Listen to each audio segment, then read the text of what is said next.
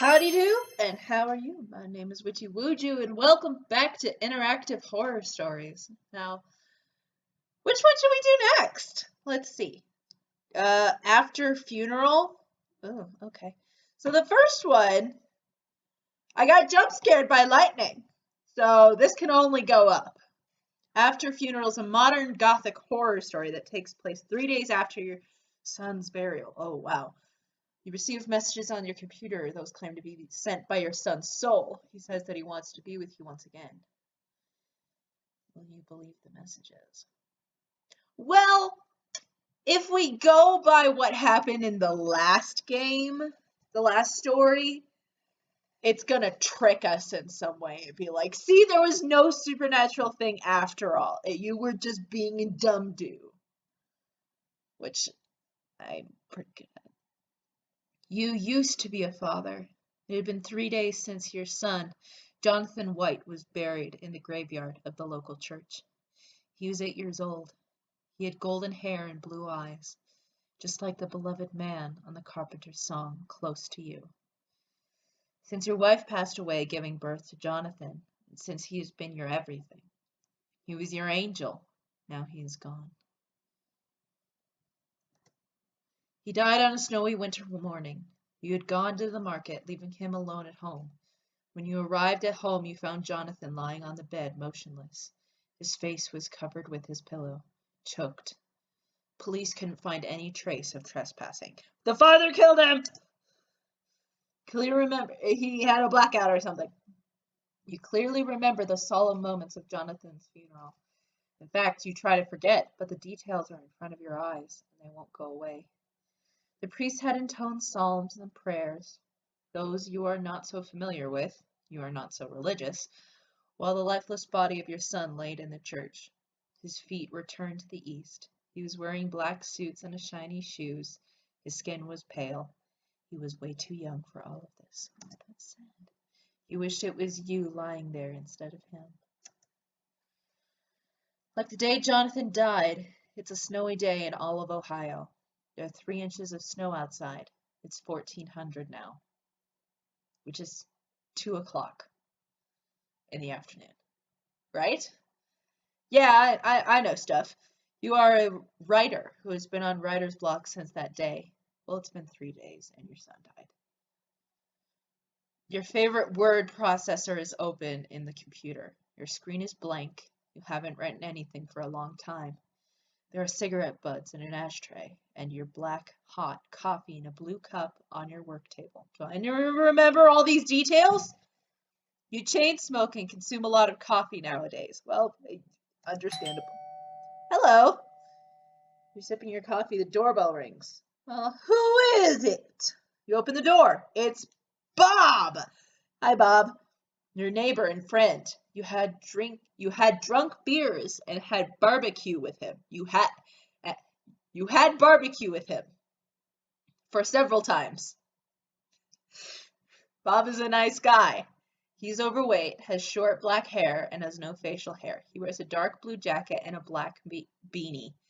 Do I need to remember all of these colors? There's a lot of stuff about colors. Hey, how are you? I just want to ask how you've been. I am still depressed. I am fine. You don't want to just say, I'm still depressed. What would I do? Yeah, I'd lie. Bob believes in your lie. It's good that you are doing better, fam. Fam? Did he called me fam? Everyone knows losing a kid is a hard process, but I'm sure you will get over it. You are a strong man. Bob continues, I'm going to the market right now. Do you need anything? You remember that you're out of cigarettes? Yes, I need cigarettes. Ah, you need cigarettes? That's why I asked for cigarettes. He puts his hand in his pocket and pulls a pack of cigarettes. Maybe I'm a bad friend for doing this, but anyway, take this. I will buy myself another pack in the market. You take the pack that has 10 cigarettes inside and thank him. Again, more details. Okay, man, see you later. You say bye to Bob. Then he goes. You close the door and sit back on your work table. You look back at the computer screen that should have been blank, but no, it is not blank. Something is written. Daddy, I missed you. Turn off the computer. Yep. That's what I do. Fuck that. You turn off the computer and monitor screen goes black and nothing else appears on the screen. You don't find anything to write in your novel. So you don't need to compute. Yep. So you don't need to turn on the computer once again. And yes, also the text disturbed you. You don't experience anything supernatural the rest of the day. At night, you take your sleeping pills and fall asleep. You're having a vivid dream. You see Jonathan in a garden with green grass and colorful flowers. He runs around with happiness and angels. There are white-dressed angels around him. Everyone is smiling. You are not a part of this dream. Jonathan doesn't see you. But you are still content with seeing him happy in this Eden. He was always a benevolent boy after all. He deserved to go to heaven. Again, the doorbell. Is it Bob? You wake up to the sound of a door rings bell. You take a look at the clock. It's 10 a.m. Wear your slippers and open the door. It's Bob. Hi, Bob. Hello, I need to show you something. He holds a newspaper there in his hand, anxiety in his face. You take the newspaper. It's the local newspaper. Another kid choked to death. Officers are investigating a curious case of repeated deaths of kids in the state. Yesterday night, a 6-year-old boy, Kevin Madison, was found dead in his bed by his parents. His face was covered with his pillow. What makes this interesting for officers is this is the 7th time a boy died this way this month in Ohio. Recently, 8-year-old Jonathan White also died with a pillow on his face. Sheriff Wolcott states that he finds the recent events quite interesting. Poor choice of words. The end?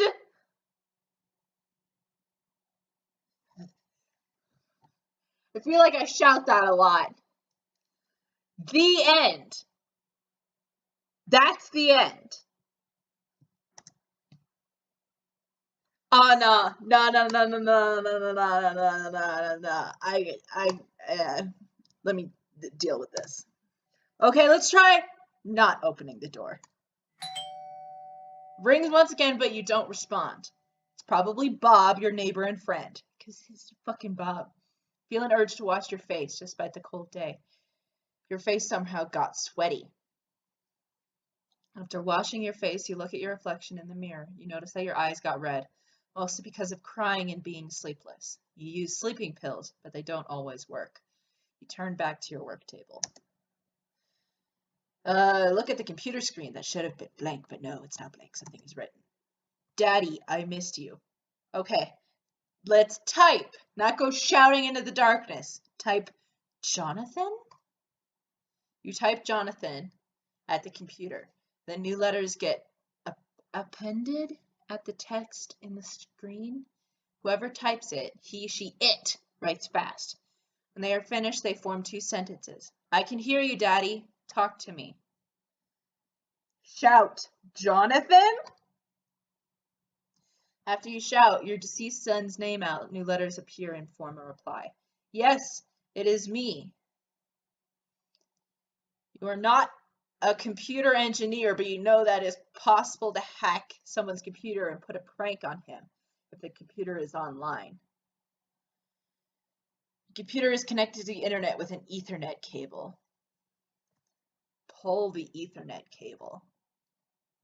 Crouch down, frantically pull the Ethernet cable from your computer. You expect nothing else will be written, but no, you are wrong. I am in the computer. How is that possible, Jonathan? Good Lord said that I should be together with you. He said that I love you and you love me, so he sent me back. Oh, see, now is the time to turn off the computer.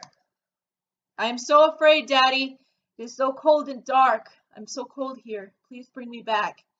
Do you want to see me once again? Yes.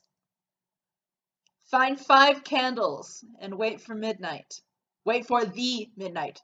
Bye for now, Daddy. Well, this is obviously gonna go horribly wrong. You have got only one candle at home. You normally use the candle when the electricity is gone. So you didn't need more than one candle before. What will you do? Ask Bob! You wear your long beige coat and black leather boots and walk to Bob's house. You ring the bell. After 10 seconds, Bob opens the door. Hey, what's up? I need 4 candles. I'm not going to tell him that my dead son is speaking to me. Sure, I have plenty of them. Why do you need them, may I ask? I'd rather not tell. I'm not going to tell him my dead son is speaking to me in the computer. That's crazy. Very well. Let me bring the candles. He goes into the kitchen, then returns with 4 candles in his hands. Here you go. You thank him and take the candles, then return home. At home, you wait in front of your monitor. Nothing happens till midnight. Then a new message appears on the screen. I am back, Daddy. Did you bring the candles? Yes. Good. Let me explain how you can bring me back. Go to the cemetery. Dig my grave. Bring my coffin home. Okay. We shall speak again once you bring my coffin. Wow, okay. You know, this is insane what you do, but you get prepared to get outside. Great grammar. You wear your coat and get outside your home. It's snowing like hell. A cold interpretation of hell. Isn't the 7th layer of hell supposed to be cold? The sky has a bright purple color, illuminating the night with the help of a full moon behind the clouds. You get in your car and start it. The streets and roads are empty. There's only you outside in this hour of night. It doesn't take long to arrive at the church and its graveyard. The graveyard is covered with snow and gray mist. No lights come from the church. Either there is nobody inside, or the priest is sleeping. That's good. You can't be seen while digging your own son's grave. Find the graves of your son and wife. Jonathan White was buried next to his mother. There is an unoccupied area next to them. You will be buried there when your time comes. You search for a shovel. You find it in about 10 minutes. You are ready to dig the grave. Only one option. Dig grave. You start digging Jonathan's grave. After 6 feet of digging, you reach the little wooden coffin. You climb down and carry the coffin up. After that, you climb up and carry the dirty coffin to your car's back seat. You've never done something this bizarre before. I would hope not. You reach home, get off your car and carry the coffin home. Luckily, there is nobody around. You drag the coffin to your living room center. You don't care about the floor getting dirty with soil. Thank you, Daddy, gets written on the screen. Now put the candles around my coffin like a star. Okay. You carefully place the candles around the coffin, making it the center of a star. You light them with your lighter. Now read these aloud, Daddy. A lonely goat on a mountain. He is thirsty for humanly love and affection. I shall give him the water. You read the lines. A lonely goat on a mountain. He is thirsty for humanly love and affection. I shall give him the water. And the coffin starts to shake. A demon is going to come back as my child. Or a goat. A goat's going to come back as my child. The coffin's lid gets opened slowly. You see Jonathan opening the lid and rising up. His skin is pale, almost white. You can smell the rot of his undead corpse. He is wearing that black suit you couldn't forget. He stands on his feet and smiles at you. Then he steps outside the coffin, away from you, without saying anything. And he does something you wouldn't expect from dead. He dances. He dances with joy. After half a minute, he stops dancing, stares at you. His eyes are still blue. Take me in your arms, Daddy.